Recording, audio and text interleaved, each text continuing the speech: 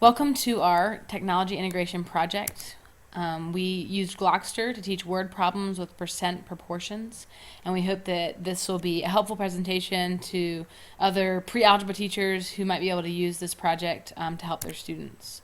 Like I already said, what we were trying to do is to teach seventh graders how to solve word problems using percent proportions. And actually, more than that, we were trying to further what they had already learned and help them to really understand using percent proportions well. And so what we used is a glog. We used Glogster and created a glog that had text and it had graphics and it also had videos to teach the students the material we wanted them to learn. And so we would have the students read and watch the glog at home. If we were in a real school setting, we would have had them watch it at home, and then the next day in class, we'd have them create a word problem and present it on their own glog that they would create.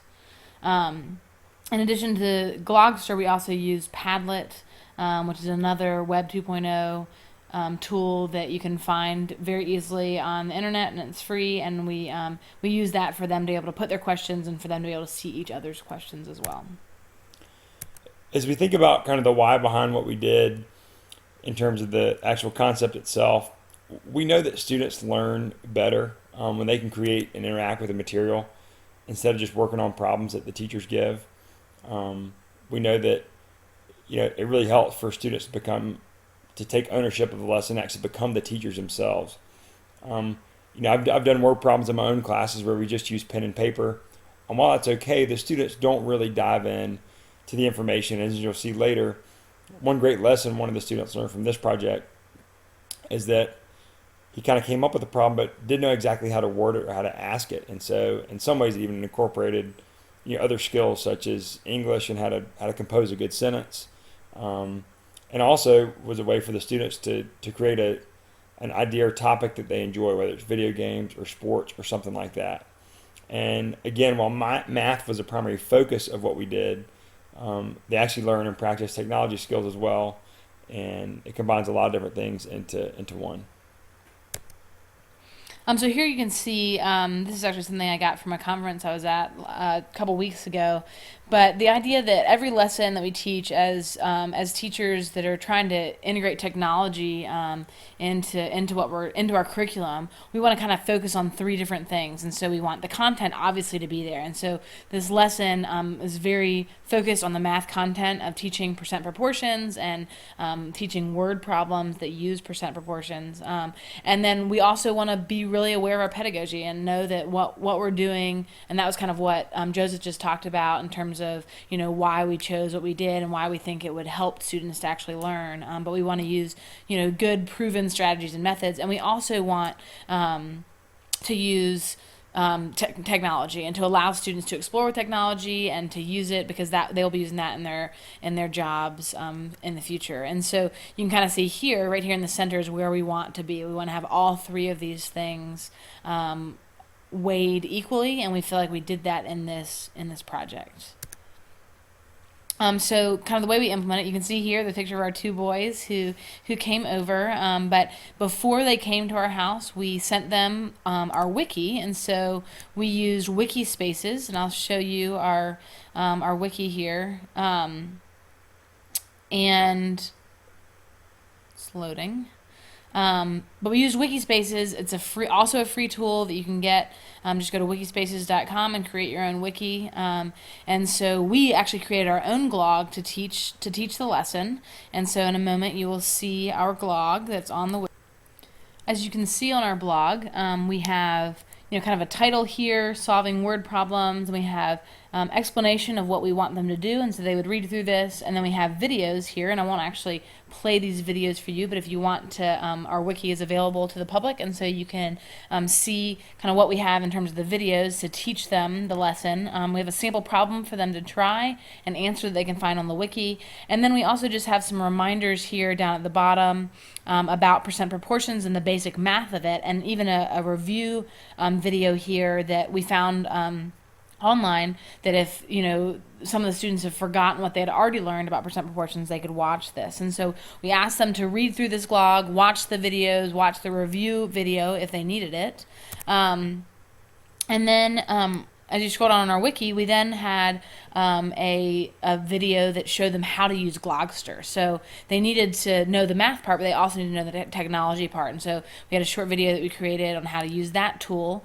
And then we had this Padlet that I mentioned earlier, where they could write in questions. And so you can see a couple of our students wrote in some questions. And so you double click on here, and I can put in my name, and then I can write something, write a question that I want to ask. And so we asked them to do that. And the idea would be the night before, kids, after they watch these videos, they can put in some questions, and then you as a teacher can look at those questions before you come to class the next day, so that you're ready to answer their questions before they start working on their project. And so then we have kind of below this Padlet a reminder of